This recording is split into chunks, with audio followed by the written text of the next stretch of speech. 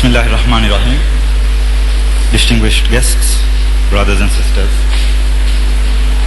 On behalf of the National Youth Council, let me welcome Brother Ahmed Deedat and Brother Abdullah Deedat today here again. The discussion today is Muhammad the Greatest. As I mentioned yesterday, Brother Ahmed Deedat is the president of the International Propagation Center in Durban, South Africa, and he will be talking on the topic Muhammad the Greatest. After his lecture, it will be question time. Brothers and sisters, those of you who wish to question may walk up to the microphones here and ask the question, and Brother Deedat will answer you. So without delay, I present to you Brother Ahmed Deedat.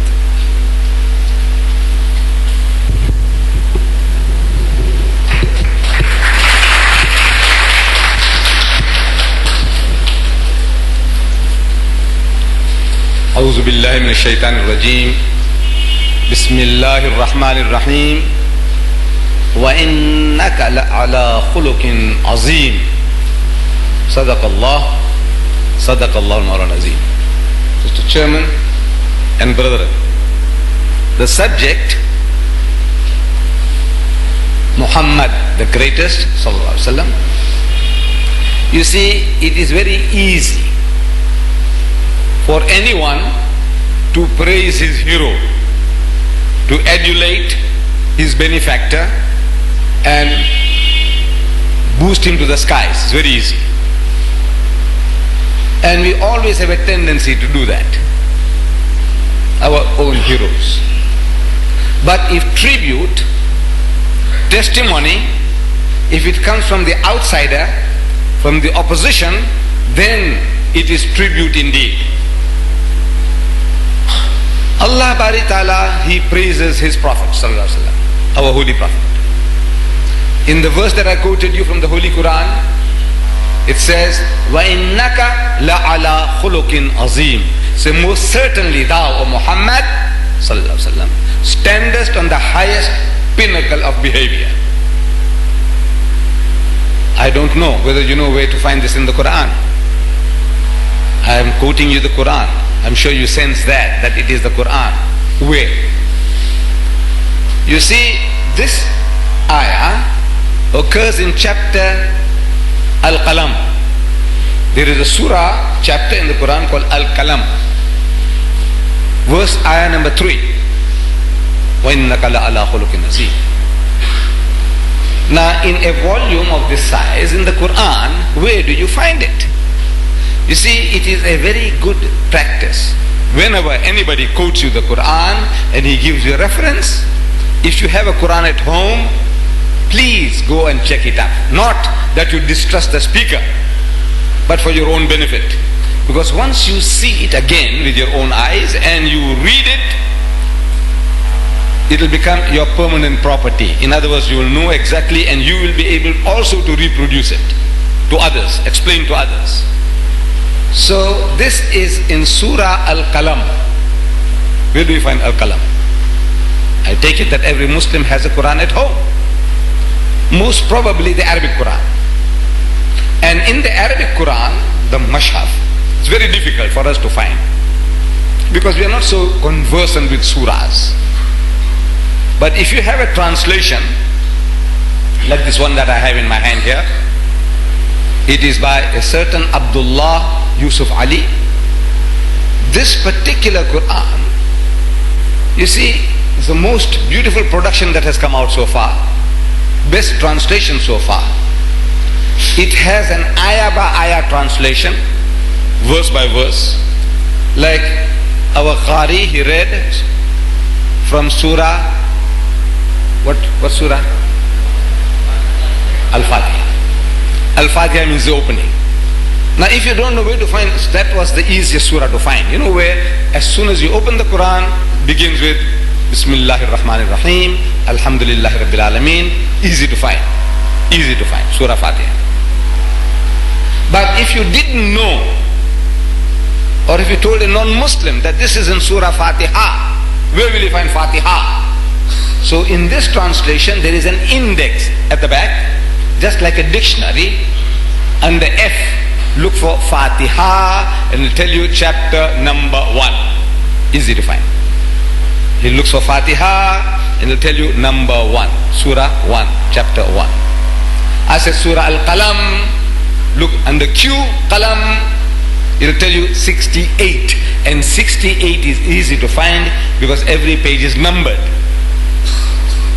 What surah? What surah? Every page is numbered. So once you find 68, ayah number 3, easy to find. That is one way of getting at what I gave you reference. Surah Al-Qalam, verse number 3. There is another way of getting at this ayah, and that is that Allah is telling us that our Nabi Kareem sallallahu alaihi wasallam, he stands on the highest pinnacle of behavior. So there is in the index, look for Muhammad, and it'll tell you Muhammad, different things about Muhammad, and it'll tell you the highest pattern of conduct, best behavior. And you look that, it'll tell you chapter 68, verse number 3. So easy to find. Once you have a translation like this, everything is on your fingertips. Whatever you want to know about marriage. Look up M. Under M, you find marriage. It tells you whom you can marry, whom you can't marry, and so many other aspects of marriage in Islam. You want to know about divorce.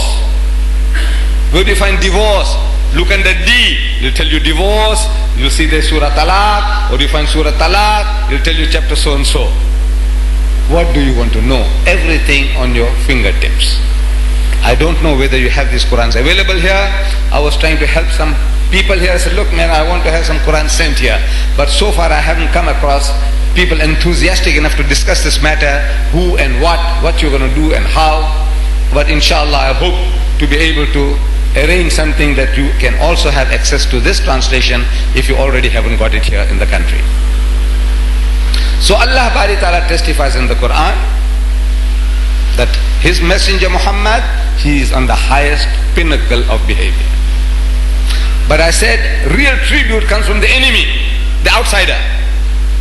And to give you references to what the outsider has to say, I now refer you to a certain Michael H. Hart, American.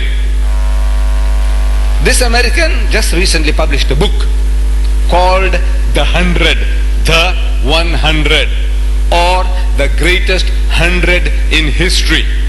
The most influential 100 men in history, from Hazrat Adam alayhi salam up to current times.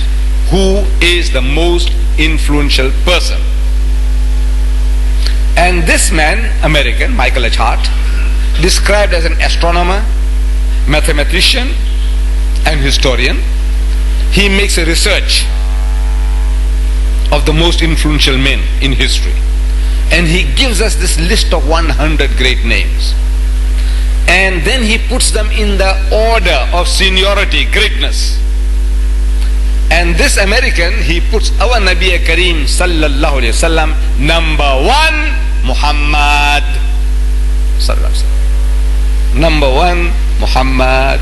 We are very happy that a Christian in America publishes a book, some 572 pages, costing some times ago $15 each. And he's telling his customers, the Americans, Christians and Jews, 200 million Christians and 6 million Jews. He's telling them all that Muhammad, the prophet of his opposition, he is number 1. And the own hero, his own hero, his own God and Savior, Jesus Christ, is number 3. That is amazing. Muhammad is number 1 and his Lord and Savior, Jesus Christ, is number 3. So we can well ask, why would an American in America go and do a silly thing like that, provoking his customers? Yes. You see, my people in South Africa, we are business people. Most of us, we are business people. And the businessman knows that the customer is always right. You don't argue with your customers if you want to do business. For a successful businessman, you don't argue with your customers. This man is provoking his customers, telling them what they don't want to hear, what they don't want to listen. That Muhammad is number one and their Lord and Savior Jesus Christ number three. I say account for that. You ask the skeptic, Christian, atheist, agnostic, account for that. And there are people, skeptical people, they can always tell you, says, you see, this man must have been bribed by some Arab. You see, the Arabs are very good. They're spending a lot of money. So we hear. I don't know how much the money they spend here on the Maldives Islands. I don't know. Whether they know that you exist, I don't know. The great grandfathers, I understand from North Africa somebody came along, Alhamdulillah, a few centuries back, and he introduced Islam to you people. Alhamdulillah, and you are Muslims. But since then, it looks like they must have lost contact with you altogether. They don't know that you exist. But the Arabs, they say, are very good at spending money. You see, one of our dear brothers, I don't know whether I should name him, Adnan Khoshagji. Adnan Khoshagji. He has a South African wife. And they had a breakup now of marriage. But every time that this wife was mentioned in the newspapers, Adnan's wife, the South African woman, every time her name was mentioned, it was also mentioned that she's got an illegitimate daughter in Johannesburg. A zina, daughter of zina, hers. So Adnan goes and marries this woman. And she is traveling in the Mediterranean Sea with her boyfriend, lover, Rudolph Churchill, the grandson of Winston Churchill. She is traveling in the Mediterranean on Adnan Khoshagji's yacht. Not the small things that you have, nice yacht, maybe worth a few $1 million. And she wanted to see color TV on the yacht. She couldn't see color TV. She can see black and white, but it wasn't good enough for her. She wanted to have this color TV beamed directly for her by satellite. And that was costing our brother $30,000 an hour for his dear wife to see color TV and enjoy with her boyfriend on the yacht. So if a guy can do that, why can't he give $10,000 to Michael H. Hart? Say, look, here's 10,000 for you. Say a few good words about my Muhammad. Why can't he do that? I say it's possible, but it's not probable to enter the mind of our brothers to do a thing like that. Another of our brother from the Middle East, he goes to the Australian waters, Australian waters, to catch what is called blue marlin. It's a fish. I don't know whether you have around here.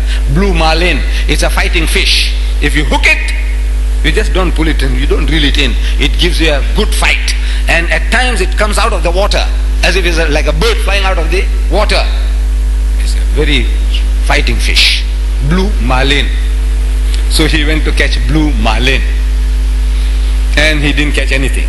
But the people who were helping him to bait the hook, he gave them $2,000 each. Tip, tip, tip. Tip. Bansala, bakshish. $2,000 each. If our brothers can do that, why can't they give $10,000 to Michael H. Hart? Say, man, here's 10,000. Say a few good words about my Muhammad.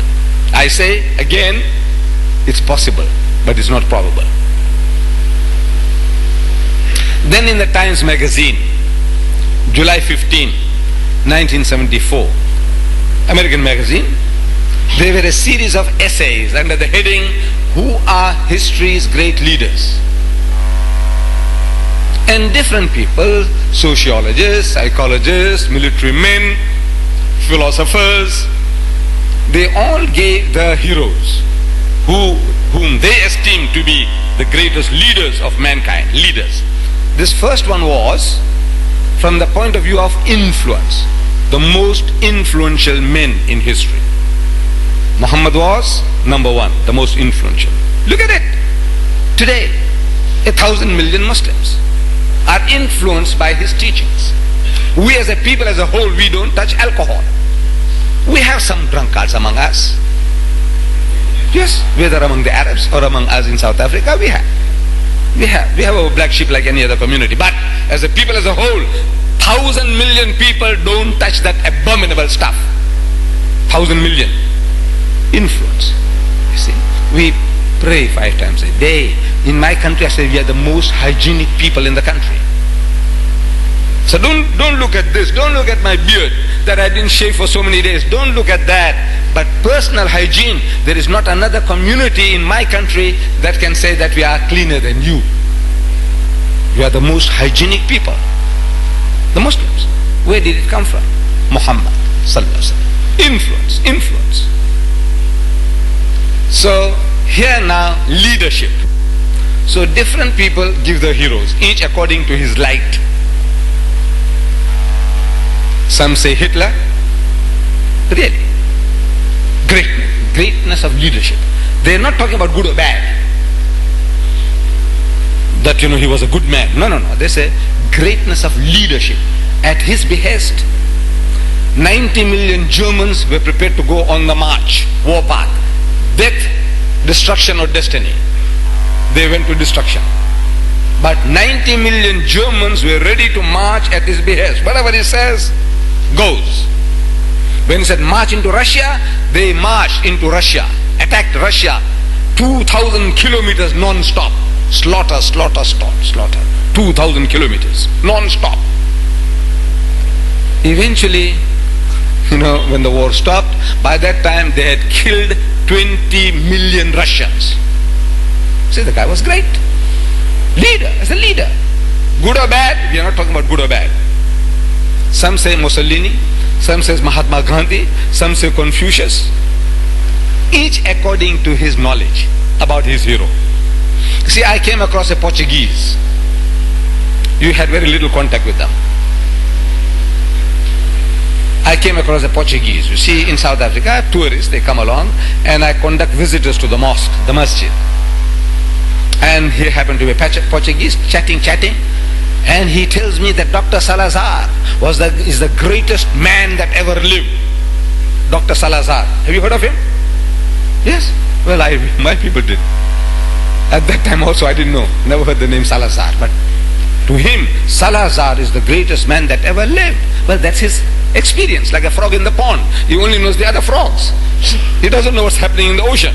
That there might be whales in the ocean, he doesn't know. He only knows this one frog knows the other frogs. So each according to his knowledge, he is giving his heroes. Some said Hitler, some say Mussolini, some say Mahatma Gandhi, some say Moses, some say Jesus, some said Muhammad. Among all these contributors, there is one by the name of Jules Masterman. Jules Masterman. He is described as a United States psychoanalyst. You know psychoanalysts? People who analyze people's minds. Psychologists. If you are mentally, you're not behaving rightly, they take you to the psychoanalyst. Just a little beyond, too clever, little beyond, this has to be taken to a lunatic asylum. I don't know whether you have any asylums here. You need them? No. Alhamdulillah, you don't need lunatic asylums here. We need them, in the westernized, civilized countries, advanced countries, we need asylums to put people who are too clever. So the psychoanalyst, his job is to find lunacy in a genius. So he is presented with Muhammad and he's looking for lunacy in the man. But he comes to other conclusions. But before he comes to his conclusions, he says that when we are looking for greatness, we must know what we are looking for. I said Muhammad the greatest. That's the subject. Now we are not comparing Muhammad sallallahu alaihi wasallam with Allah. Astaghfirullah. It's man to man we are comparing. We say Muhammad Ali, heard of Muhammad Ali, the boxer? The greatest. Right, we mean in boxing. Right? In boxing. Somebody else, a Gary player in my country, golfer, greatest golfer we have produced. Maybe you didn't hear about it. But as a golfer, somebody else, greatest philosopher, greatest historian, greatest this and greatest that, depending upon what you are looking for. So this my Jew's masterman, he's a Jew. He's a psychoanalyst of the Chicago University. paid servant of the American government. He is doing this research on his own, and he says, when we are looking for greatness of leadership in a man, we must try and look for three main points. Number one, that person, whoever he is, number one, that person is interested in the welfare of the led. He is interested in your welfare, not in milking cows for himself. It's what I can get out of you. As a leader, not what he can get out of the people, but what he can, their welfare. How can I benefit them? Number one. Number two, that person must provide for unity of belief. And number three, he must be able to create a social organization in which people feel relatively secure. These three things: unity of belief, welfare of the people, unity of belief, and a social organization in which people feel relatively secure. With these three standards, he searches history and he analyzes. Louis Pasteur was a man who discovered the microbe, the germ. First man to find out what the germ is, creating so many sicknesses. He is a benefactor to mankind. Leader in medicine. Louis Pasteur, Salk, who discovered the anti-TB vaccine. And he analyzes Mahatma Gandhi and Confucius and Moses and Jesus and Muhammad sallallahu alaihi wasallam. And he comes to the conclusion that perhaps the greatest leader of all time was Muhammad sallallahu alaihi wasallam. And to a lesser degree, whatever Muhammad did, he said Moses did the same. Moses is his hero. That Christian, he says Muhammad number one and his hero number three. This man, he says Muhammad number one and his hero number two. Why would he do that? But now, number one, catering for the welfare of the led, he's leading. This is not people like Reverend Jim Jones. I don't know you heard Reverend Jim Jones in Jonestown, Guyana. This man had a following. He created a church, a Christian church. See, they have in my country over 1,000 different churches and denominations among the Christians and 3,000 among the blacks. Blacks means Africans, Christians, Indian Christians, colored Christians, white Christians. I'm sorry, leave the whites out. Blacks. The whites have 1,000 different churches and denominations. They're fighting like cats and dogs among themselves. Each saying that you are going to go to hell, you haven't got the right path. They have the Jehovah's Witnesses. They go and knock at other Christians' doors. He said, what is the name of God? What is his name? So the other guy says, God. He said, God is not a name. What's his name? He says, his name is Jehovah. Another guy comes along, he knocks at the door. He said, what is the Sabbath day? Sabbath day. Because the Christians, they go to church on Sundays. And Sunday is not the Sabbath. Sabbath means 7. And according to the Jewish calculation, the 7th day is Saturday. Yawmus Sabt is Saturday, not Sunday. So there is a group called the 7th day Adventists among the Christians. So they go knock at people's doors and says, come on, what is the Sabbath day? The guy's puzzled. Say, well, Saturday, man. But you go to church on Sunday. You fools, you don't know when the Sabbath is. The other guy says, you fool, you don't know what the name of God is.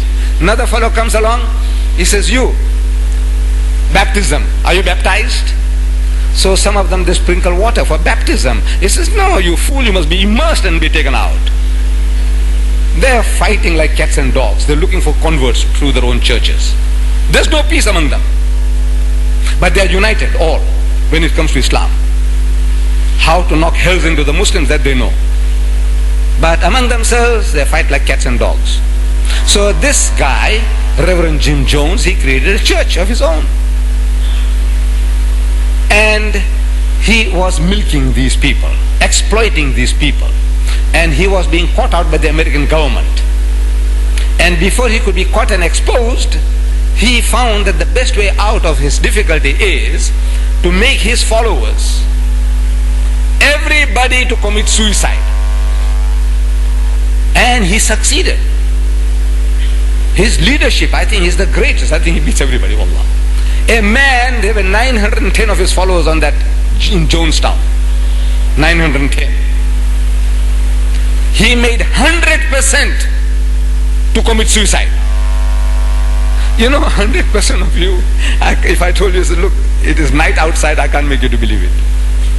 Now man, what miracles I perform. If I tell you, I said, look, this is not water, this is lemonade. You know, one or two I can bluff you. I said, this is lemonade, I'm drinking. Very sweet, but you know I'm bluffing you. That guy succeeded, 910 of his followers, 100% to drink lemonade. It was lemonade. Laced with cyanide.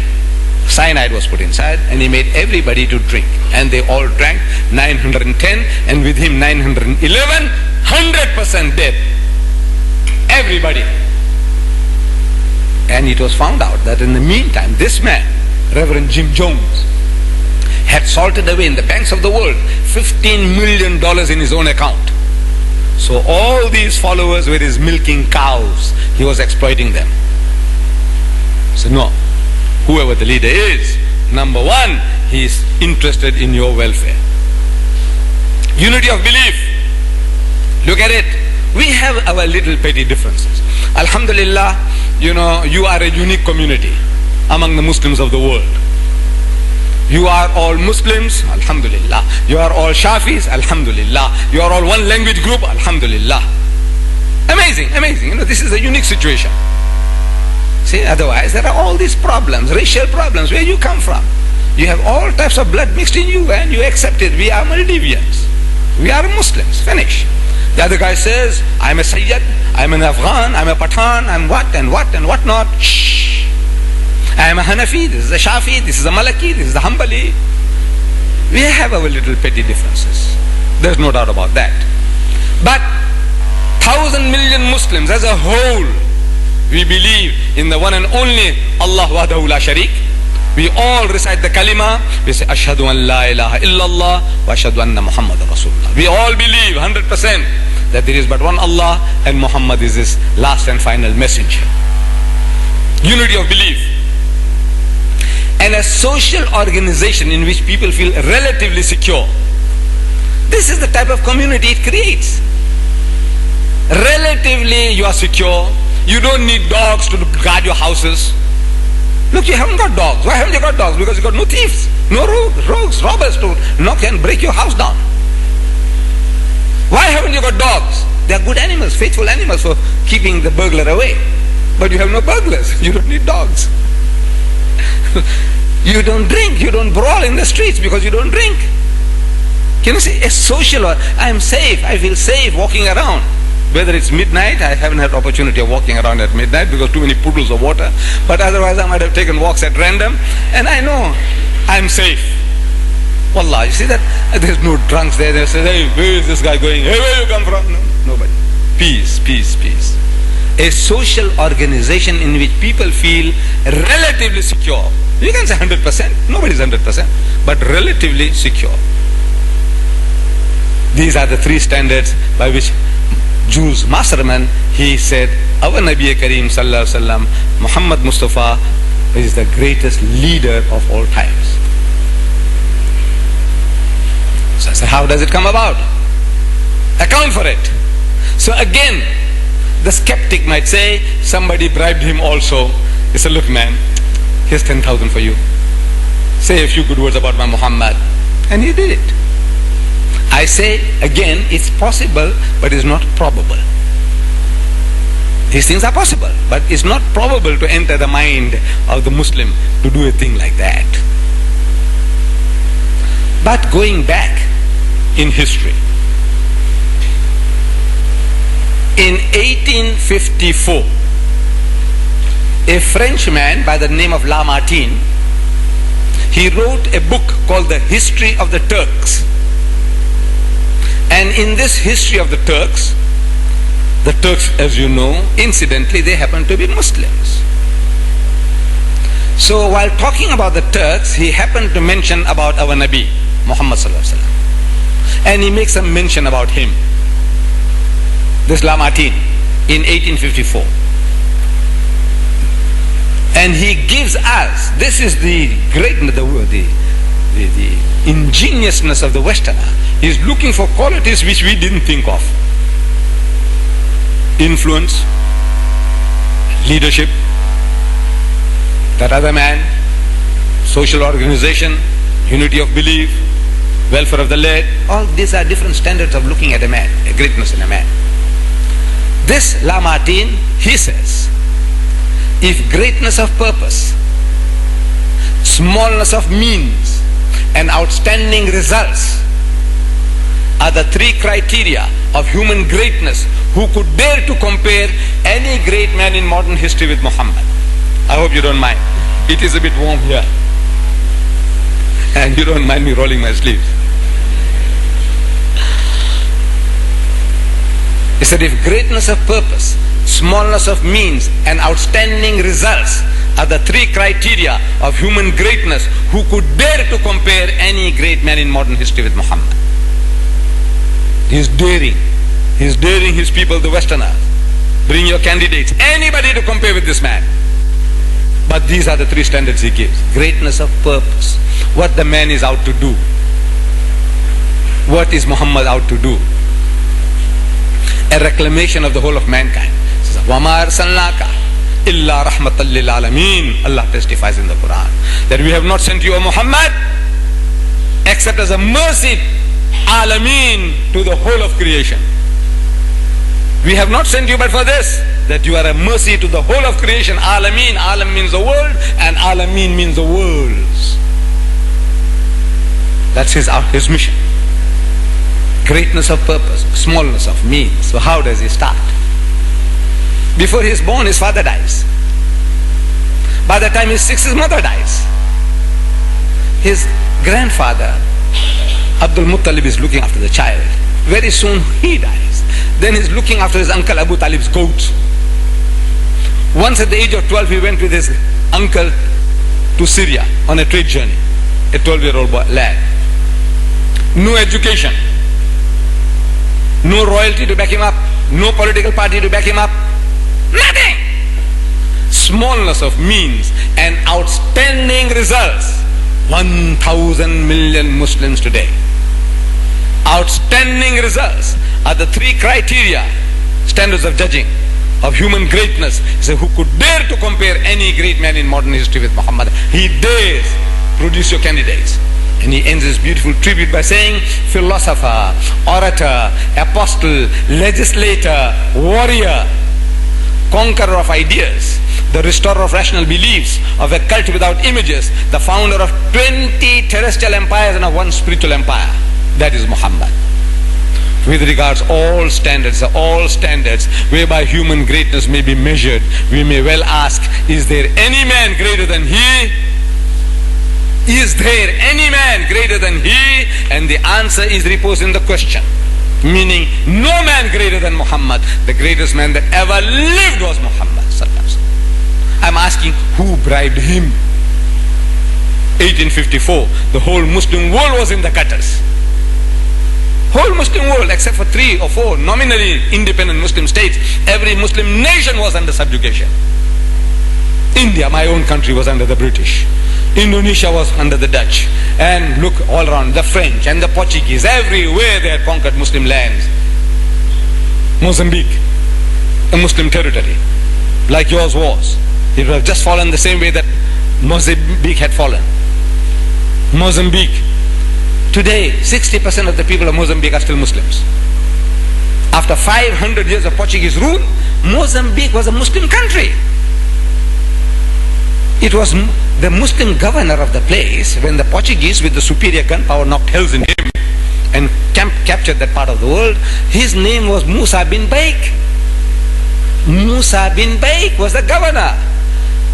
But the Portuguese couldn't say this is the land of Musa bin Baik, they say Mozambique. That's how Mozambique became Mozambique. Like Jabal TARIQ. Jabal means the mountain of Tariq. Tariq was the first Muslim who crossed from Africa into Spain.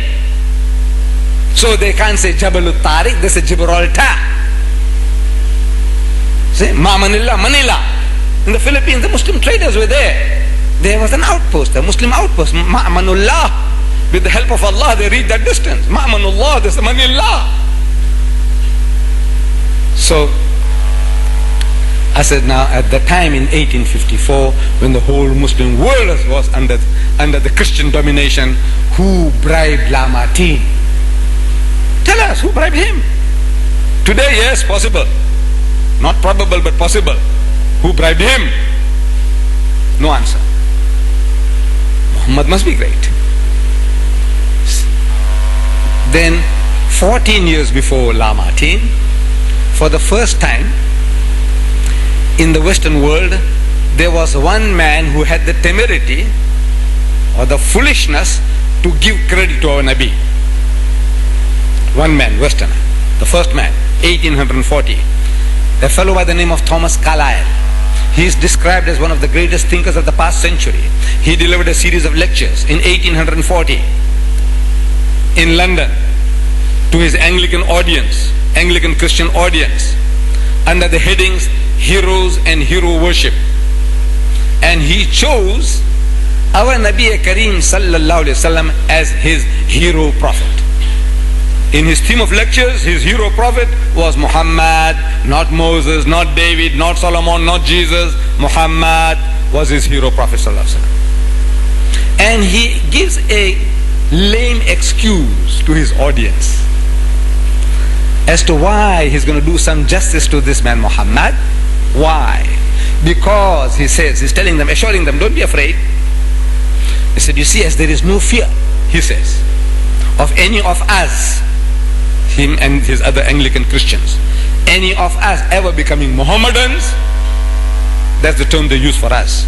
We are Muslims, but they call us Mohammedans, thinking that we are worshippers of Muhammad, which we are not.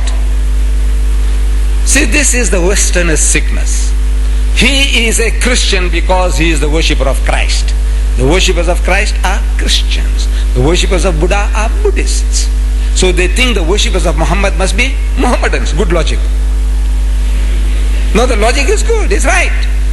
If they are worshippers of Muhammad, then they will be Mohammedans. But there is nobody who worships Muhammad.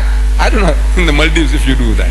No, nobody. We have 1,000 million Muslims, and we have a lot of lunatic fringes among us. A lot of people with the lunatic ideas. Yes, you haven't seen the world.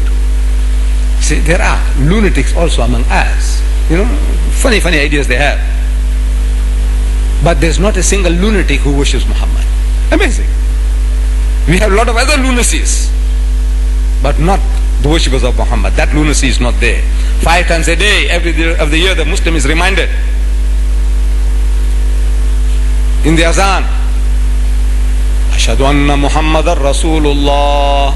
He said, I bear witness that Muhammad is the messenger of Allah. Ashhadu anna Muhammadar Rasulullah. He said, I bear witness that Muhammad is the messenger of Allah. He is not God, he is not his son. Don't make a mistake like the others have done. They have made the prophets into gods, they made the heroes into gods. Don't you do that. We are warned 5 times a day, and that warning has gone home. No Muslim ever says Muhammad is God. Anything else? Yes, we'll fight over little things. Yes, but not this. Muhammad is the messenger of Allah.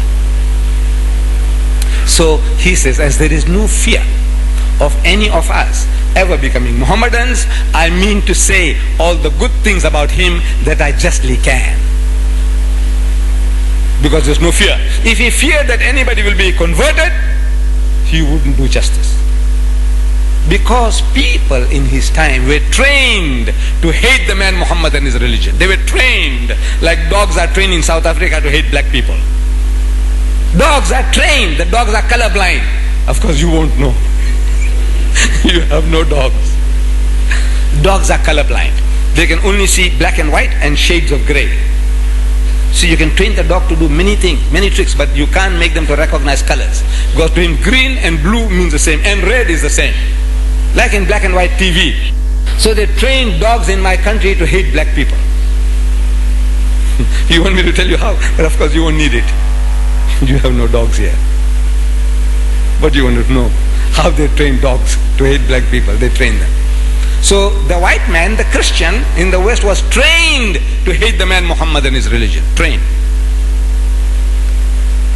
He gives us example in his lecture about a certain great writer of his time, historian, by the name of Pop Cocky, full of Pop Cocky was his name. This Pop Cocky wrote a book in which he writes about our Nabi Kareem Sallallahu Alaihi Wasallam, the Holy Prophet Muhammad. And he says in this book, that Muhammad had trained pigeons to pick up peas from his ears. And this Muhammad gave out, saying that this is the Holy Ghost, Akhi Jibreel, coming and talking to him, bringing wahi, the revelation, the Quran, in his ears, picking up peas. So he was asked, this Pop Cocky was asked, where did he get this? This idea that Muhammad had trained pigeons. Of course, he got it from the Bible. You see, in the Bible they read that when Jesus Christ was baptized in the river Jordan by John the Baptist, the Holy Ghost came from heaven in the shape of a dove, pigeon, alighted, and a voice was heard, "This is my son in whom I'm well pleased." So he says, now that idea of the Holy Ghost coming like a dove, pigeon. So they said, well, Muhammad he did also. He trained pigeons to pick up peas from his ears, and put a pea in the ear, and the pigeon is trained to pick it up, so it comes around trying to get it out. And it gets it out, it's happy, it goes away. So Muhammad said, you see, Allah has sent Akhi Jibreel to me, and he told me to tell the people, Alhamdulillah Rabbil Alameen, Ar-Rahman Ar-Rahim, Malik Yawmiddin. That's what he was giving out. What the pigeon was, he was shooting it himself, concocting it himself, but now that's what he says, the Holy Ghost, Jibreel, Akhi Jibreel. So he was asked, where did you get this from? He said, no, nowhere. But surely, man, you must have some authority for making statements like this. He said, no, I just felt like writing it. He just felt like. Amazing sickness. You just feel like writing anything, you write anything, because it's Muhammad. They have written, I've got here some facts here, 60,000 books against Islam since 1800 and 1950, some 60,000 books against Islam. This is the pastime, this is the pleasure. Professor Edward Said,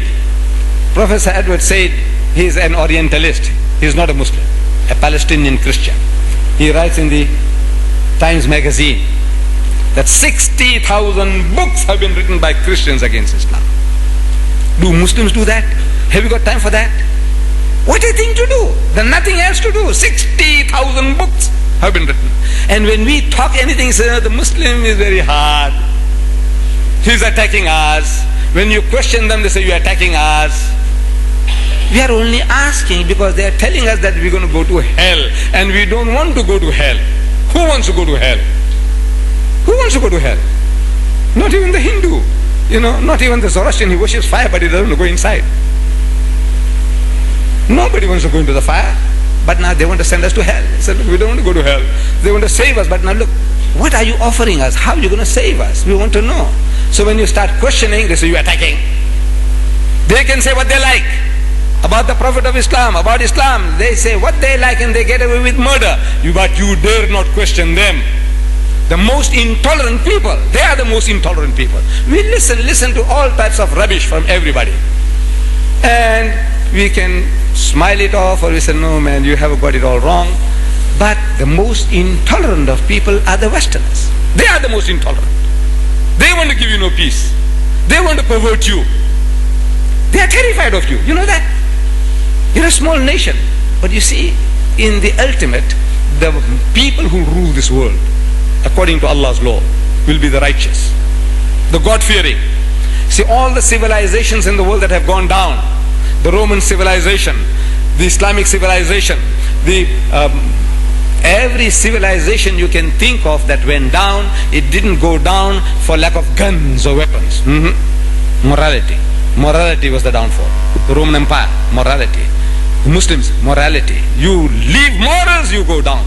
There is a law of God, morality, not the lack of guns or atomic weapons. You see what goes down, what takes them down is the morality. What's going on now is not the lack of guns. Russia is inconquerable. America is inconquerable. Militarily, you can't conquer these nations. But what will bring them into the dust is morality.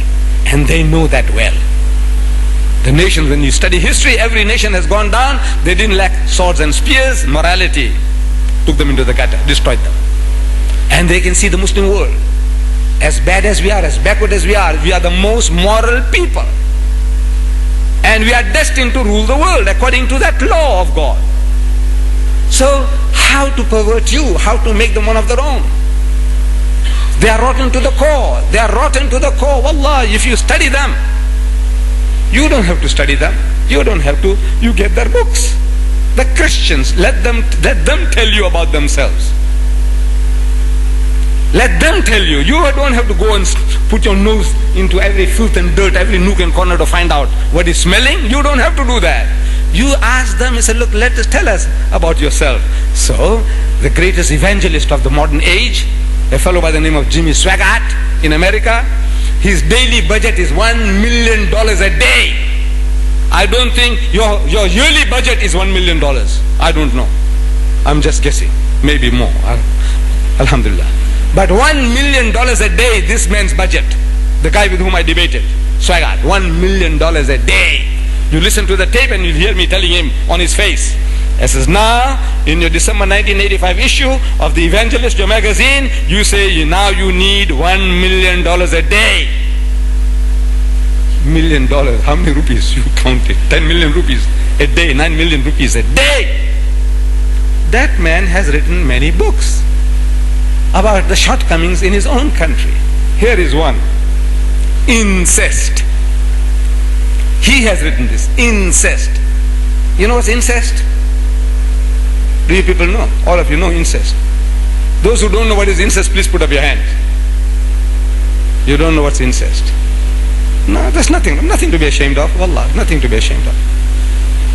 A lot of simple words sometimes people don't know. No. This is a technical word, hardly used. You see, when you go along with somebody else's wife or daughter, you do zina, adultery. That's called adultery. Somebody else's wife or daughter, out of marriage, you go around with other people's wives and daughters, that's adultery. That's zina. You know zina? Yes. But if you go with your own mother and sleep with her, your own mother, you use your mother as your wife, you call that incest. Now you understand what is incest.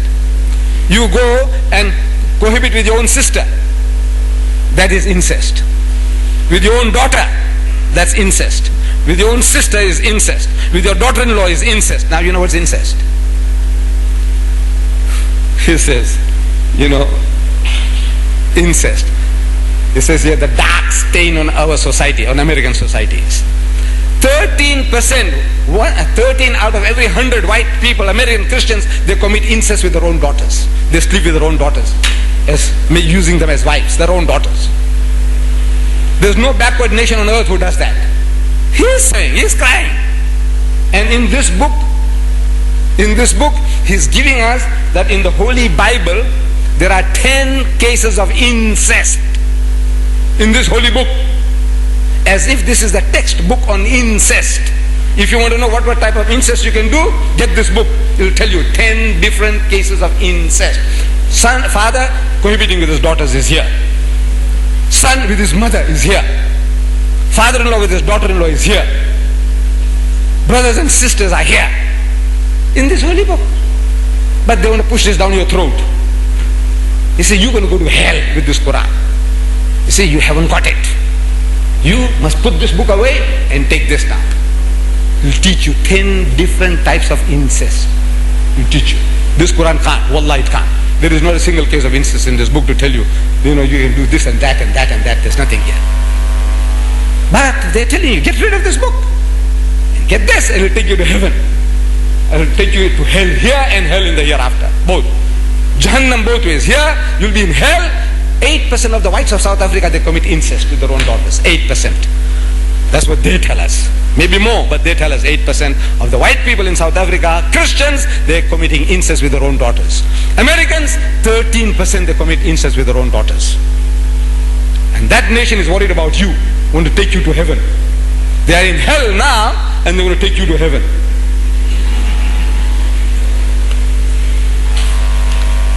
Homosexuality. This is written by the Christians. Homosexuality. There's another one called Sodom and Gomorrah. You know, Lut alayhi salam, his people, Sodom and Gomorrah was destroyed. He says here at the end of one of these two books, he says, America. He says, America, he says, God will judge you. This is what Swaggart says. Oh, he's master of speech, the way he does it, beautiful. He says, America, he says, God will judge you. If he does not judge you, means destroy you. If he doesn't destroy you, he says, he might have to apologize to Sodom and Gomorrah for what he had done to them. You know, we read about Qawm Lut, Allah destroyed them.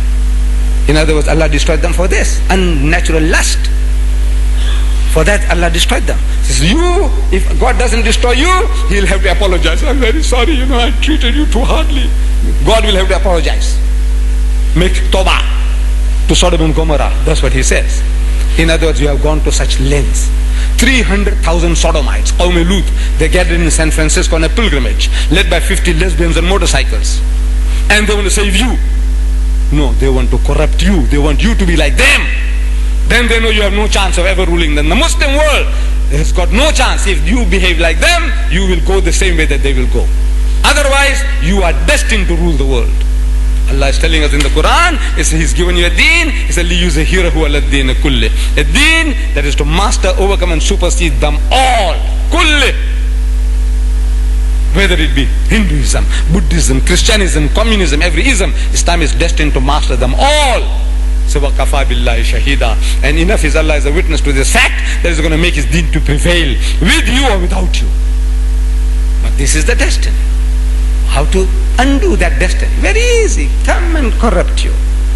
You want to teach you. You people don't know how to dance. Huh? See, look at every Christian nation. In Africa, they shake their bumps just like the white man. Same, worse. Striptease, they do striptease. You know that? Christian nations, they want you to do the same. What is this clothing you're wearing? You know, this Africa, you know, you must be lightly dressed. See, in South Africa they're wearing skins. Now they don't wear skins, they wear bikinis. There's tangas, I think you see some of them here. You know, tangas, G-strings. Just a G-string is enough for them. That's right. Maybe even that is not necessary. You know, for your climate. Look, the humidity, I had to take off my jacket. Yeah, they want to destroy. So this guy, Thomas Carlyle, he says he's doing justice to the Holy Prophet Muhammad, and he did some justice because there was no fear. And he says the word of such a man, he says, to the Arab nation, it was as a birth from darkness into light. This book of God, this Quran, this Wahi, this revelation, this message that Muhammad brought, it is as a birth from darkness into light. It's Arabia first became alive by means of it. A poor shepherd people, roaming unnoticed in its desert since the creation of the world. Nobody gave them a second look, those barbarians, the Arabs. Nobody gave them a second look. Alexander the Great, if you read history, he passed them by. Rubbish. He'll say, I know these Arabs are rubbish. Nobody's interested in them. The Persians passed them by. The Romans passed them by. Every nation just passing them by. Rubbish, human rubbish. Liability, anybody will take them up, it will be a liability. This is a poor shepherd people, roaming unnoticed in its desert since the creation of the world. See, the unnoticed becomes world notable. The small has grown world great within 1 century afterwards. Arabia is at Granada on this hand, at Delhi on that. Glancing in valor and splendor and the light of genius, Arabia shines over a great section of the world. Belief is great. Belief, iman, yaqeen is great. Life-giving. The history of a nation becomes fruitful, soul elevating, great, so soon as it believes. Is it not as if a spark had fallen? One spark on a world of what seemed black unnoticeable sand. But lo, the sand proves explosive powder, blazes heaven high from Delhi to Granada. This is what Muhammad's teaching did. I'm asking, who bribed Carlyle? No. Testimony, greatness really lies in coming from the mouth of the enemy. What the enemy has to say, we can say good things about our hero. Great things, exaggerations we can. Everybody can. But when it comes from the opposition, It's the opposition, what he's telling you, confirming what Allah says. وَإِنَّكَ لَعَلَىٰ خُلُقٍ عَظِيمٍ. So most certainly thou, Muhammad, standest on the highest pinnacle of behavior. Let us send peace and salutations upon the Prophet. إِنَّ اللَّهَ وَمَلَائِكَتَهُ يَصَلُّونَ عَلَى النَّبِيِّ يَا أَيُّهَا الَّذِينَ آمَنُوا صَلُّوا عَلَيْهِ وَسَلِّمُوا تَسْلِيمًا. اللهم صل على سيدنا محمد وعلى آل سيدنا محمد وبارك وسلم. Mr. Chairman and my dear brothers and sisters, we can carry on endlessly. But I would like to give you the opportunity. Maybe you had some little taste yesterday, and maybe now today you are a little bolder than yesterday. He said now you have so many questions and you'd like to ask me questions. I'd like to give you that privilege of answering your questions. And for that, we don't want to do like what we have been doing yesterday. Keep on shouting, come on man, come forward, come forward. Please, those of you who have questions, boys and girls, men and women, please, if you queue up from here, or at least also we'll know what amount of time to give you all. So please, so we will not waste time. Every minute is precious. Everybody's minutes are precious. Let us make the maximum use of the time that I'm here. So, Mr. Chairman, with your permission, please come out. Those of you who have questions, and one by one, ask the question, go and sit down, and you'll get the answer. Ask your question, go and sit down, and you'll get the answer. Please, let's get started. Jazakallah. Quran is the greatest miracle given by Allah to Muhammad, and it will not be cancelled or altered, and it will be remain forever. It will be remain forever than other books. Can you tell me why this is so?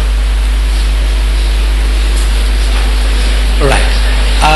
The question is that the Quran is the greatest miracle, and Allah has preserved it, and it will remain so forever. He would like to know, why should it be so?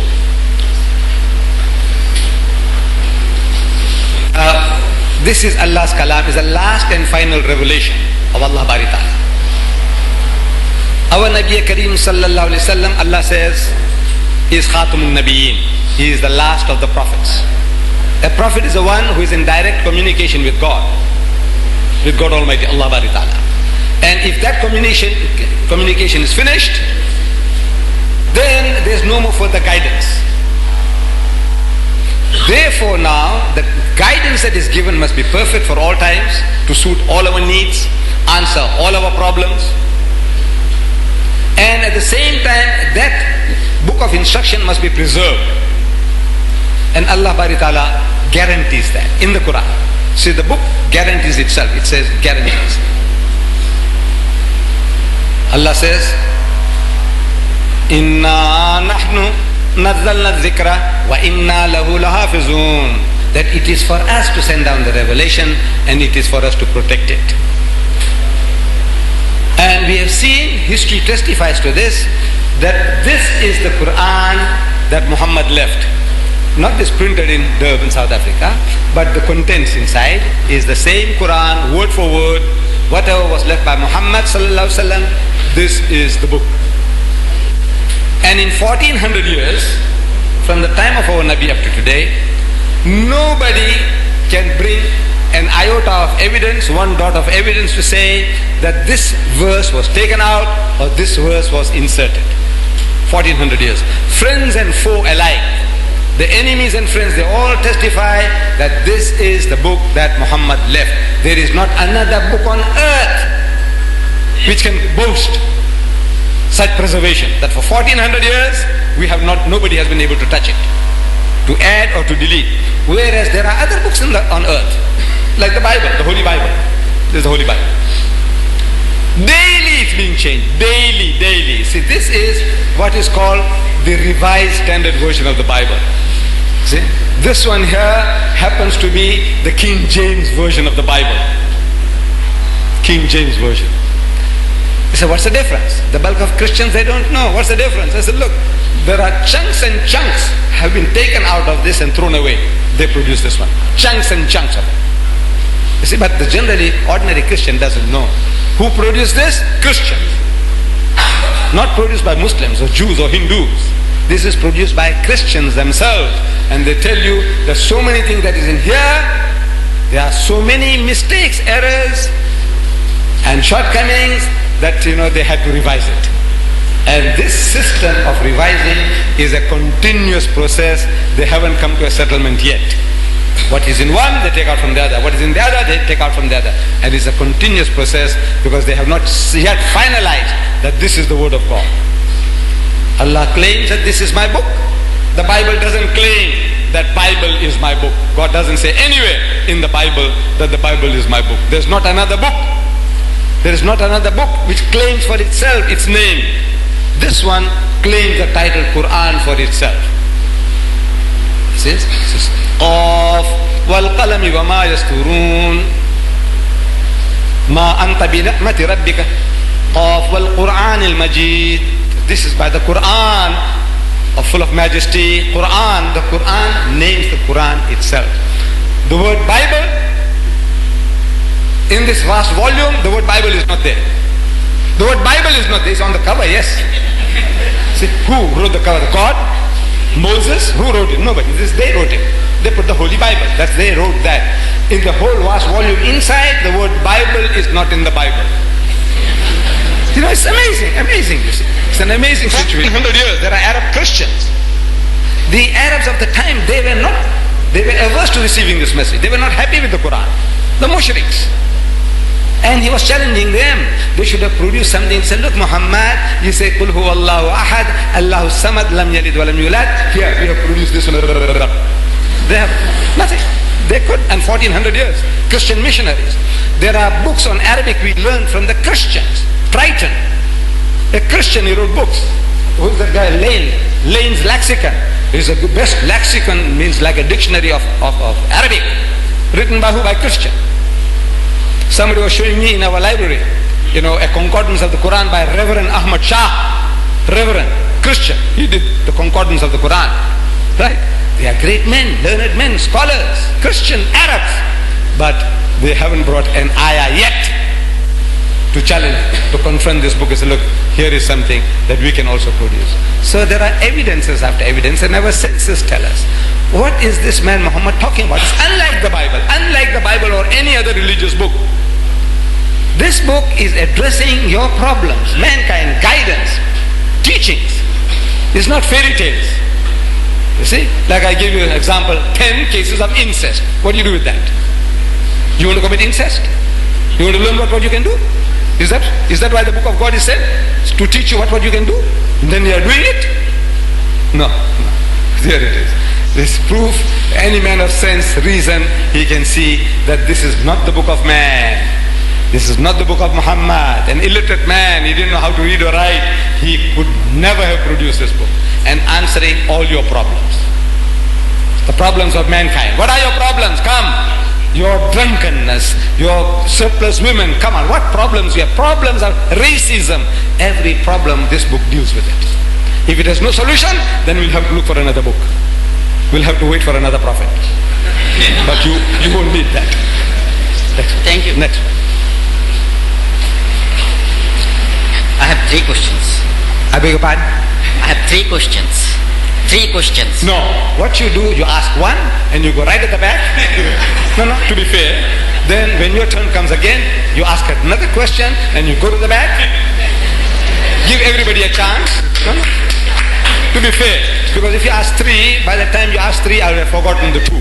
Then what happens is this guy evaded the questions. So that, as well as to be fair to the others. One at a time. Just ask one question and go to the back. According to my priority, I am starting from question number 2 and I will go back. That's quite alright. Okay.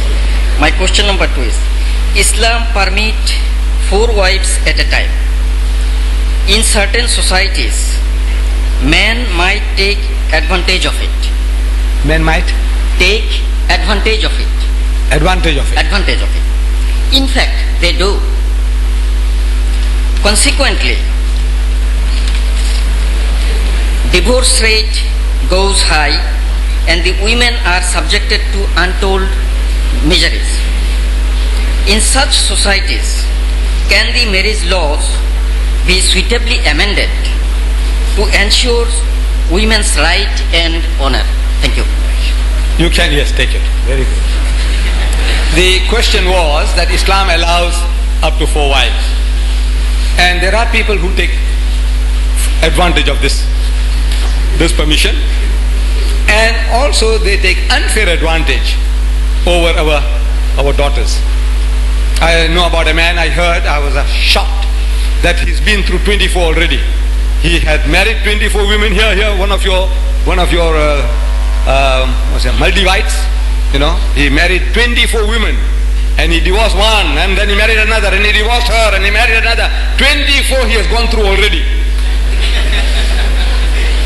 And he's got a license. It looks like, your country and your nation gives them the license, and your people, I don't know what has happened to your brains. How can you give your daughter as the 25th? How can you give your sister as the 26th? There's something damn it all wrong with you. And this guy is not the handsomest of fellow. If you look like me too, it might be different. He's not like you. Allah. What's wrong with you people? He's not the richest of men, he's not the handsomest of fellow, and he's been through 24 already. Now, I said, look, it's not the fault of the women, it's you, men, people. Your fathers and your brothers, there's something wrong with you. I don't know how you can be bought off so easily. Islam allows, Allah tells us, marry women of your choice by 2s and 3s and 4s, but if you cannot do justice between them, marry only one. The only religious book on the face of the earth which has this statement, marry only one, is the Quran. There's no other book on earth which says marry only one. So justice is required. Can you do justice? If you can't, you're tempting Providence. Then the law has got to come into effect. If there is a Khalifa of the time, the woman has a right to go and complain. He says, look at this guy here, he married us 3 or 2, and now look, he can't even feed the children, he doesn't work, he's sitting in the masjid reading the tasbih, wasting time, starving the children. He says, Hazrat Umar would have done it right. He did it. There was a man, Sahaba, Muslim, good man, he's sitting in the masjid. Every time he goes to the masjid, he finds this man sitting there, Subhanallah, Subhanallah, Subhanallah, tasbih. What do you call it? Tasbih. Yes, tasbih, tasbih, shh, shh, salat, tasbih, tasbih. He goes again to the mosque, he finds the guy sitting there. So Hazrat Umar comes to him and says, what do you do? So, no, I'm making subhanallah. So, don't you work? Have you got wife and children? He says, yes. So what the hell are you doing here? Huh? Come on, get out, go and do work. Caught him by the scruff of the neck and threw him out of the masjid. Yes, go and work, man. Your wives and children have a right over you. Your neighbors have a right over you. The community has a right over you. What are you doing in the masjid? So, if there is a Khalifa or the judge, I'm sure you have a Qadi. You go to the Qadi and says, look, this guy here, this is what he's doing to me. You have a right to make demands. Whatever Islam gives you, you have a right to ask. If you don't get it, the guy should be put in jail, prison. Yes. But this is a solution to certain problems. There are times in this condition of different nations, like in America, there are 8 million women who can't get husbands. Even if every American got married, every male, still 8 million women can't get husbands. So what you do with them? So these women are breaking other women's homes. They become prostitutes. What else? They're also human. So Islam gives the answer to these problems. If you don't want to listen to the solutions, then they simmer. They were doing the lesbians and the sodomites. This is the answer that they're giving. What's your preference? I would prefer my daughter, my sister, to share a husband with another woman than to become a prostitute. It's left to you now. What you choose for your sister, your daughter. I would prefer my daughter, my sister, to share a husband. If it comes to that there are so many women and there are not enough men, I said, would I rather prefer my daughter to share with another woman a husband, or with 3 other women a husband, share, than to become a prostitute, common property of every Tom, Dick and Harry that passes by. No. So Islam gives an answer to a problem. But if people are taking unfair advantage of it, he should be brought to book and given a whipping in the public place. Right. Yes, my son. According to Sharia, if a person dies before his father, then his children do not have inheritance right over the property of their grandfather, on which the deceased would have inheritance right, thus subjecting the orphans on the mercy of their grandfather. In poorer societies, it creates a lot of problems to the orphans. How do you justify it? I think, if I got it right, the question is about the laws of inheritance about the grandchildren, whether they can inherit from the grandfather's state. Is that what it is? Yes. Yes. And what can happen and what not. See now, this is a question pertaining to the jurists of Islam. People who do this justice, who do Sharia, fiqh. I am an expert in comparative religion. I haven't been to a Darul Ulum. I didn't go to a college or university, nothing. You see, I have been talking, experience brought me to this position. My experience has been with Jews, against Jews, Christians, Hindus, atheists, agnostics. Now, when you have problems of that nature, you say, look, the atheist said this, the Christian said, why don't you eat pig? Anything like that, you come to me that this is what the Christian says, this is what the Hindu says against Islam. What is the answer? Most probably I'll have it for you. But when you ask about fiqh, I haven't been to the Al-Azhar. Our Sheikh, our Sultan, our president, he's been, and I saw him on video that there were a group of people questioning him, firing him with question, and I can assure you that he'll be able to do a better job, not against Swagat, but in answering your question. He'll do a better job than what I can do. So wait for the next opportunity when there is such a meeting that your president, Ma'mun Abdul Qayyum, when he is allowing people to question him, you be there and you fire him. Okay? Yes, with a question. With a question. Fire him with a question. And if he refuses to answer, you write to me. Then I'll write back to him. Alright? Yes. Some of us have heard that you have met the Pope. Could you please give us a brief of your meeting with the Pope? I think the question is, our brother seems to have misunderstood. I met the Pope, and he wants me to give an explanation of what happened when I met His Holiness, the Pope, Baba, in Rome. You see, His Holiness the Pope, there was some relationship between me and him, but it was all by correspondence. Personally, I haven't met him yet. You see, His Holiness the Pope, the Arabs call him Baba. They call him Baba. When he went to Turkey, he made a pronouncement, and I'm quoting him. He said, we must have a dialogue with the Muslims. When he went to Kenya, he said, we must have a dialogue with the Muslims. When he went to Nigeria, he said, we must have a dialogue with the Muslims. What is a dialogue? A dialogue is a two-way process. We have certain problems and we discuss. You make your contribution, I make mine, and we come to a solution, answer to the problem. That is a dialogue.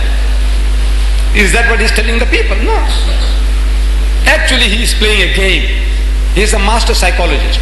This Pope, this present Pope, is the most popular Pope they had in 1,000 years. He is the most psychological Pope in 1,000 years. This Polish Pope.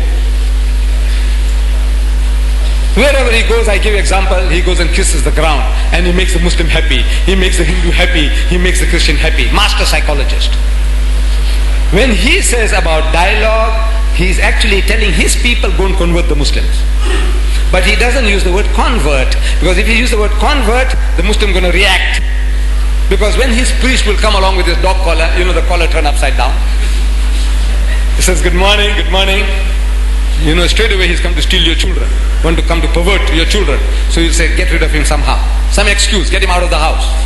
But if he talks about dialogue, you can't say no. Because Allah tells us to have a dialogue with him. In the Quran, Allah says, Qul, tell them, Ya Ahlal Kitab, O people of the book, O Jews and Christians, ta'alaw, come. Ila kalimatin sawa'im baynana wa baynakum, that we come to common terms as between us and you. Let us get onto a common platform. Let's come to some agreement. About what? So Allah na'budu illallah, that we worship none but Allah, wala nushrika bihi shay'an, and that we associate no partners with him, wala yattakhiza ba'duna ba'dan arbaban min dunillah, and that we do not take from among ourselves lords and patrons other than Allah. Fa in tawallaw faqulu ashhadu bi anna muslimun, but if they turn back, tell them that we are Muslims, we have submitted our wills to the will of Allah. This is Allah is telling us to have a dialogue with him, and he wants to have a dialogue with you. We can't say no, but he doesn't mean that. I knew the game that he was playing. So I wrote to him, I said, Your Holiness, His Holiness, respectfully, you are talking about dialogue. I said, look, I am prepared to come along and have a dialogue with you in St. Peter's in Rome, in your own hometown, in your own home. I've been there. See, once before, I passed through Rome, I went to the Vatican, and I've been to the St. Peter's in Rome. Huge church, huge. It's unimaginable in size. Unimaginable. And there's a huge square in front of that St. Peter's. I said, now that's the right place. You tell me when, I am prepared to come down. You talk about a dialogue, we want to have a dialogue with you. Because the Quran tells us also have a dialogue with you. We want to have a dialogue. No reply. So I sent him another letter. No reply. I sent him a telegram. No reply. I sent another telegram. Look, when you start something, you don't let go. Others don't start. So comes the reply. He's prepared to receive me in the secretariat, meaning in private. I said, look, this is not a matter between Ahmed Deedat and the Pope. This is a matter between Islam and Christianity. I met the president this morning. That's private. You see, we sat down as friends and we chatted. That's something different. This guy is talking, is 1,000 million Muslims on one side are involved, 1,200 million Christians are involved on the other side. Everybody wants to know what you're talking. What did you discuss? Everybody wants to know. He wants in private. So I asked him, I said, how big is your secretariat? You want to have it in the secretariat? How big is it? Because 3 plane loads of young men from South Africa want to come to the dialogue. 3 plane loads, they want to charter special planes. My people are enthusiastic, very enthusiastic. There was a rumble in the jungle in Zaire, you know, that Muhammad Ali and Foreman, they had a boxing match. People didn't even know in the world what is Zaire. But whole world came to know Muhammad Ali and Foreman, heavyweight championship, in the jungle, rumble in the jungle. So everybody came to know, you know, boxing match in Zaire. Others, they won't know where Zaire is, like the Maldives. You see, I came to know Maldives because of my Libyan brother. You know, they had this conference here that enabled me to come here, and I'm telling everybody where Maldives is, you see. The same. So, 3 plane loads of young men want to go. How big is the secretariat? No reply. I sent him another letter. No reply. I sent him a telegram. Have you received my correspondence? No reply. But through the post, I get this picture. This picture of His Holiness, the Pope, playing hide and seek. Look, look. It's pass it on. But you know, please don't own it. Just pass it on. They can just have a good look. If you want to kiss him, but pass it on and let the people see. Yeah. Just pass it on. Quickly, yeah. Don't keep it clean. Just pass it through, you know, just have a good look. You know how His Holiness is playing hide and seek. In Urdu they say, Aankh micholi khelenge, hum aankh micholi khelenge. You know, little children play hide and seek. He's playing hide and seek. So actually, see, it's a game he was playing with the Muslims. And I sense that. I didn't know, to prove it, I meet Dr. Abdullah Nasif of the Rabita in Jeddah. I meet him in Birmingham at a luncheon. Somebody had given us luncheon and then we are sitting together. So Abdullah Nasif is asking me, we are on first name relationship. Ahmed, what happened about that dialogue of yours? So I explained, I said, no, that fellow was playing the fools with the Muslims, man. You know, he was making a fool of us. And I caught him out because I caught him that what he was trying to do is playing fools with us. He says, you know, Ahmed, he did it to me. So what? He said, he did it the same thing to me. So what did he do? Dr. Abdullah Nasif of the Rabita. He said, he did it to me. What did he do? He said, he called me for a dialogue. And I went. We said, Bhole Bhale Musalman. You know, simple Muslims. We are all like simpletons. You know simpleton? Simpleton in English, what do you mean? Tons of simplicity. Huh? Doesn't mean that. Simpleton means bloody fools. You know that? Idiots. Simpleton doesn't mean full of simplicity. See, Mr. Deedat, he's such a simple fellow. You know, he felt, so he took off the jacket and, you know, he had rolled up his sleeve and, you know, he was, you know, just informal like any one of us. It's all going down now. Okay. So simple is something and simpleton is another. We Muslims are treated like simpletons, idiots. So he went and he said, I was well received in the waiting room. I sat down for 10 minutes waiting to see His Holiness, the Pope. Then they took me into another waiting room, a higher grade. I sat there waiting for the Pope, His Holiness. Then they took me to another waiting room. Grades, you're going as if you're going to meet Allah subhanahu wa ta'ala. Allah. He said, have the vision of God. Stop. This Pope now, suspense is being created. One level, another level, and in comes the Pope. Charming. I don't know whether he embraced him, kissed him, I don't know. But he said, you're from Egypt? So Abdullah Nasir said, no, I'm from Saudi Arabia. See, maybe they were fishing for some Egyptians. He was fishing for some Egyptians. Maybe there were some Egyptians also on the line, in a queue, waiting somewhere. So he said, no, I'm from Saudi Arabia. So the Pope says, you don't allow us to build churches in your country. So Dr. Abdullah Nasif said, he said, you allow us to build mosque in the Vatican? You allow us to do that? He said, no, I don't mean Makkah and Medina, but in the rest of the country. He said, look, we allowed you people freedom of religion for you people to have your services, but you have been using each and every place of worship as a center for Christianizing the Buddhists from Ceylon, from Korea, and the people from the Philippines, from all over the world. When they come, the Hindus and all, you're trying to Christianize them all. You're using them as centers of Christianity in our countries. Is that what Allah wants you to have a dialogue about? No. Allah says, Allah na'budu illallah. That is what you're going to talk about. Not about, your fishes are too expensive, can't you reduce the price of fish or the price of oil or the price of onions in your country? Is that what you want to talk about? No, Allah tells you what to talk about. I go to Malaysia, I meet Tunku Abdul Rahman, the old president, Prime Minister of Malaysia. So he also came to know around that time. He said, look, Ahmed, what happened about your dialogue with the Pope? I can't blame the young man from asking the same question. Everybody was, what happened? So I told him what had happened. He says, the guy did it to me. I said, what did he do to you? He says, he called me for a dialogue. And he says, I went. He's catching everybody out. He's making fools out of everybody. The Muslim is so simple. He says, you have a dialogue. What dialogue? Of the missionaries, these Catholics were caught drugging. And death penalty is the penalty there for drugs in Sabah. So I said, look, can't you intercede on our behalf to the Sabah government to let our people go? Is that what Allah wants you to have a dialogue about? No, they have been making fools out of us left, right and center. And if you allow that guy to come into your country, wallah, you would have started an opening of a rot. Cancer in the country. I don't know who made the decision to keep the fellow out. I said, keep them out. They want to pollute you, pervert you. If they want to have a talk, they say, look, my uncle Deedat is there. We'll send him over. I'll go and do the talking for you. Keep them out. Any Americans say, look, you go and arrange the meeting in the Madison Square Garden and we'll send Uncle Deedat there. You talk with him there in your country. Inshallah.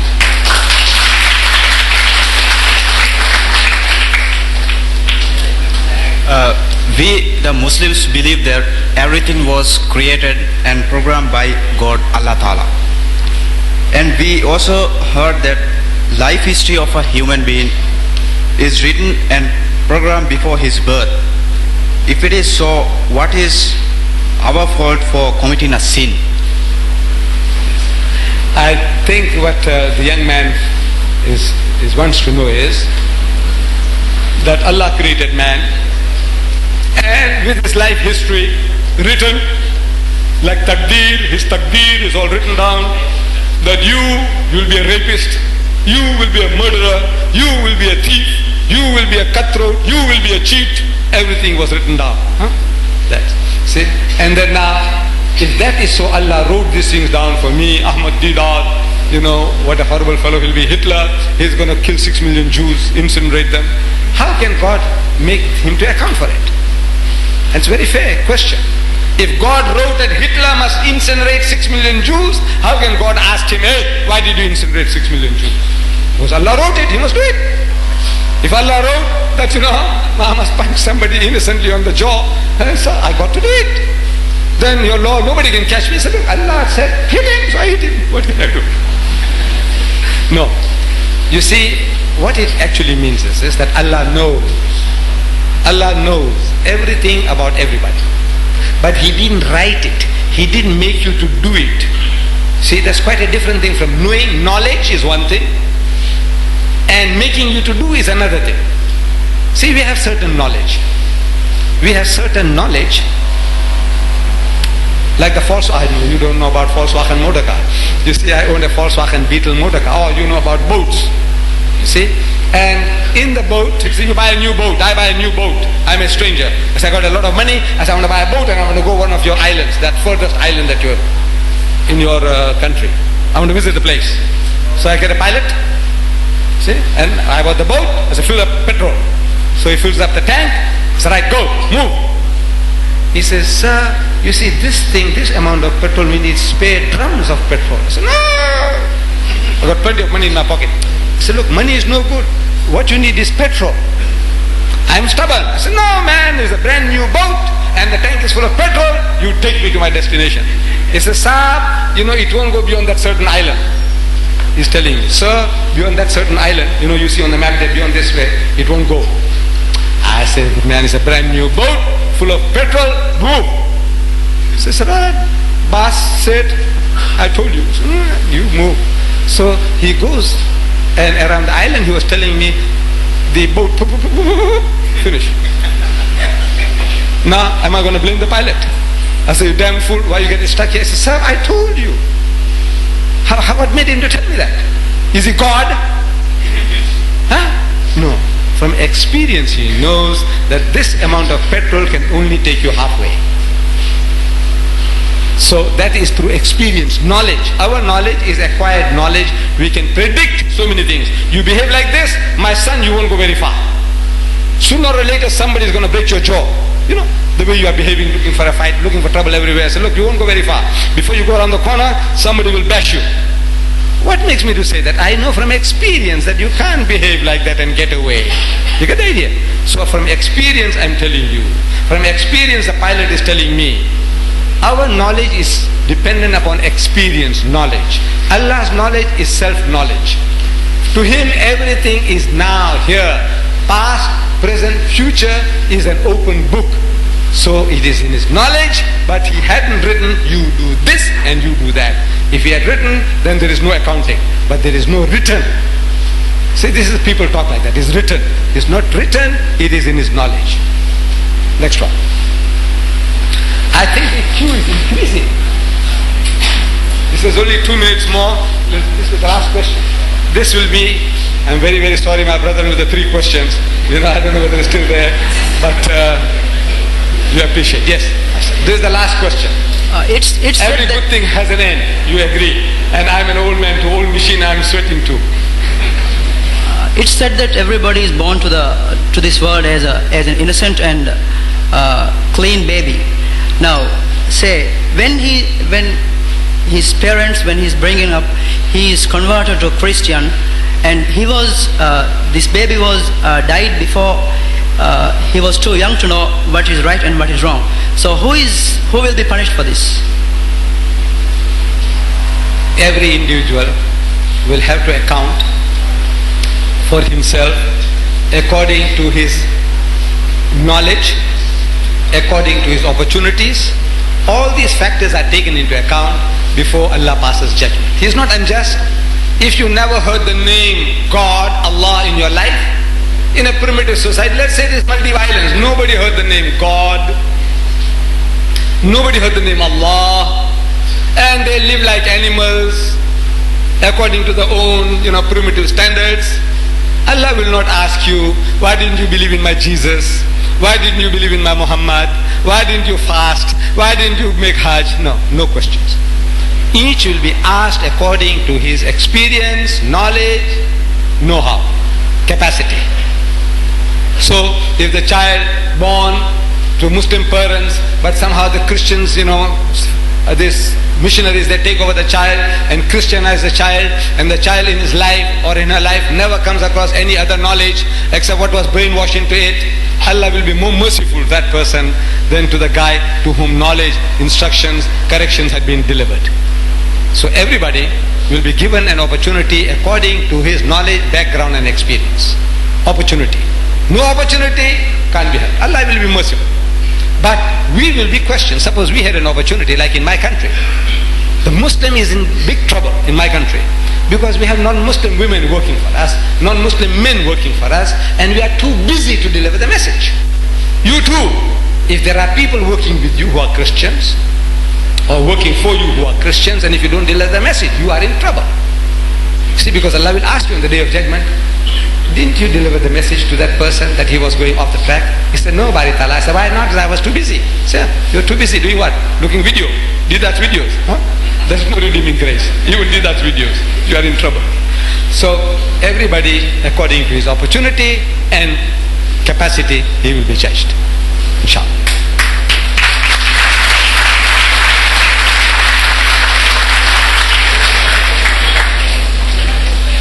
Brothers and sisters, ladies and gentlemen, that concludes the session on Muhammad the Greatest.